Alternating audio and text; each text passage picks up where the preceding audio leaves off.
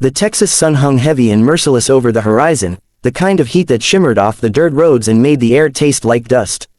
Caleb Turner had just finished shoeing his last horse for the day when he heard the faintest thud near the porch, a sound out of place, soft yet urgent. He paused, squinting toward the house. Out here on the Wildstone Ranch, miles from the nearest town, unexpected noises rarely meant good news. Wiping the sweat from his brow, he made his way to the porch steps. That's when he saw her, a young woman sprawled across the wooden boards, her hair tangled and her skin ghostly pale beneath the sun's glare. Her dress, once cream-colored, was caked with red dirt, torn at the hem as though she'd been walking through the brush for miles. "Ma'am," his voice cracked through the silence, rough and startled. He knelt beside her, pressing 2 fingers to her neck until he found the faint, fluttering pulse of life. Relief hit him like a punch to the chest. She was alive, but barely. Her lips were cracked, her breathing shallow, and when he touched her shoulder, she flinched weakly, mumbling something he couldn't quite catch. Caleb leaned closer. "What was that?" he asked, his tone softer now. Her eyelids fluttered open just enough for him to see the dull green beneath. "Water." The word was barely more than a whisper. Caleb's instincts took over. He darted into the house, grabbed the canteen he'd left by the door, and returned in seconds. Lifting her head gently, he pressed the cool metal to her lips.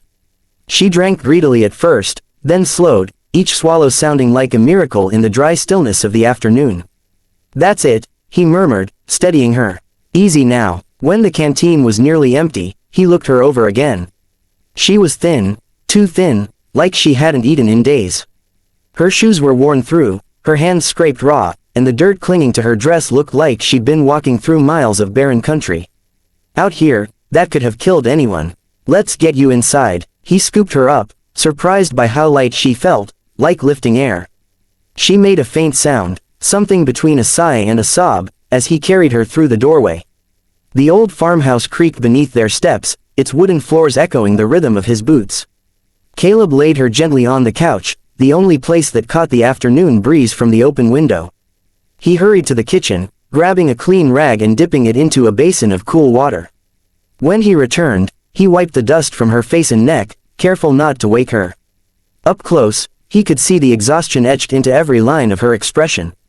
Whoever she was, she hadn't come here by choice. For a moment, Caleb just stood there, watching her breathe. It stirred something in him, a memory, maybe, of the war years, when he'd seen men collapse in the same way after days without food or hope. He'd carried them, too. And most hadn't made it. Not this one, he told himself. Not if he could help it. He fetched a blanket, tucking it around her shoulders. Outside, the wind howled faintly across the plains, stirring dust devils near the fence line. The ranch had never felt so silent. A few hours passed. Caleb tended to his chores in half-measured motions, glancing through the window every few minutes to make sure she was still breathing. The sun began to sink low, painting the sky in streaks of amber and violet. When he stepped back inside, she was stirring, her fingers twitching slightly beneath the blanket. He crouched beside her again. "You're safe," he said quietly. "You're at Wildstone Ranch. You fainted on my porch." Her lips moved, and he leaned closer. 3 days, she murmured weakly.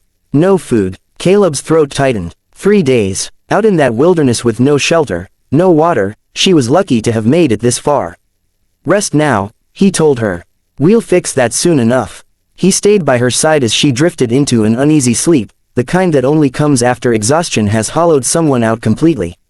When the first stars appeared outside, he added another log to the fire and sat back in the armchair, watching the flames dance. When Lila woke, the first thing she noticed was warmth, the kind that wrapped around her like a gentle embrace. The soft crackle of fire reached her ears, and the smell of something rich and savory drifted through the air. For a moment, she lay still, her mind struggling to remember where she was. The last thing she recalled was walking, endless miles beneath a punishing sun, her throat dry as sandpaper, her legs trembling until everything went dark. Her eyes fluttered open. She found herself in a cozy living room, aged wooden walls, a stone fireplace glowing softly, and a patched leather couch beneath her. A folded quilt covered her legs. She turned her head slightly and caught sight of a man sitting across from her at a small table, his head resting beside a half-eaten plate of stew. His broad shoulders moved with slow precision as he whittled a small piece of wood, curls falling into his lap. He looked up the instant she shifted. You're awake." His voice was deep, steady, tinged with relief. Setting down the carving, he rose to his feet and came closer, careful not to startle her. He was tall, sun-browned, with eyes the color of wet earth and a day's stubble shadowing his jaw. His plaid shirt was rolled at the sleeves, and his hands were rough from work, yet there was something gentle about the way he moved. Lila swallowed, her voice a hoarse whisper. "Where am I?" "You're at Wildstone Ranch," he said softly. "Found you collapsed on my porch yesterday afternoon. You've been out for almost a day and a half." Her brows furrowed as she tried to process his words. "Yesterday," he nodded, pulling up a wooden chair beside her. "You scared the life out of me, miss. Thought I'd found another poor soul lost to the desert." Her stomach growled then, loud and pitiful. The sound made her blush. Caleb smiled faintly, the corners of his mouth softening. "Hold on," he said, heading to the kitchen. He returned moments later with a steaming bowl and a spoon. "It's just stew," he explained, crouching down. "Nothing fancy, but it'll put some strength back in you." The smell hit her, beef, potatoes, a hint of herbs, and suddenly she realized how hollow she felt. Her hands trembled as she reached for the bowl. "Thank you," she whispered. He hesitated, then helped steady her wrist so the spoon didn't spill. "Easy now, take it slow." The first bite nearly broke her. The warmth, the salt, the sheer reality of food, it was overwhelming. She blinked hard, trying to hide the tears welling in her eyes, but one slipped free and rolled down her cheek. Caleb noticed. He didn't say a word, only passed her a cloth and turned slightly away, giving her the dignity of quiet. After a few more bites, she set the bowl down, exhaustion still heavy in her limbs. "I didn't mean to trespass," she murmured, voice trembling. "I just didn't have anywhere left to go." Caleb leaned back, studying her face. "You were walking alone out there for 3 days, weren't you?" She nodded, her eyes glassy. "No food, just water for a while, then none at all. I thought..." She stopped herself, swallowing hard. "I thought I was done for." He tilted his head, concern knitting his brow. "You got a family somewhere, Lila." Her gaze dropped to her hands. "Not anymore." The silence that followed wasn't awkward, just heavy, like the air before rain. Caleb stood, placed her empty bowl on the table, and said quietly, "Then this is where you belong tonight. You hear me?" Lila looked up at him, startled. His tone carried no pity, only conviction. It was the first time in months anyone had said she belonged anywhere. She nodded faintly, the word tonight echoing in her mind like a promise she didn't dare believe yet. He went about tidying up the room, adding another log to the fire, checking the window latches. She watched him, noting how he moved with an easy steadiness, as if the world couldn't shake him no matter how hard it tried. Out here, surrounded by open land and silence, he seemed like part of the earth itself, rooted, unyielding. When he returned to her side, she found herself asking quietly, "Why'd you help me?" He looked at her, eyes soft beneath the firelight. "Because someone once helped me when I didn't deserve it. Guess I've been paying that forward ever since." Lila's throat tightened. "You don't even know who I am." "Don't need to," he said simply. "You're someone who needed a hand. That's enough." The words struck something deep inside her, a warmth she hadn't felt in a long time. She leaned back against the pillow, feeling her eyelids grow heavy. "Thank you, Caleb," she murmured, the sound barely audible. He smiled then, a rare, genuine curve of his lips. "Get some rest, Lila. You're safe now." As the fire crackled and the night deepened, Lila's eyes closed. For the first time in years, her heartbeat slowed without fear. She didn't know what tomorrow would bring, or whether she'd stay on this ranch longer than a night, but in that moment, cocooned by warmth and kindness, one thing was certain, she wasn't alone anymore. And somewhere near the doorway, Caleb lingered a moment longer, watching her drift into sleep. Something about the girl on his couch, the lost, fragile fighter who had made it to his doorstep, felt like the start of a story he hadn't realized he'd been waiting for. Morning sunlight spilled across the Wildstone Ranch like liquid gold, warming the fields and painting the sky in soft shades of rose and amber.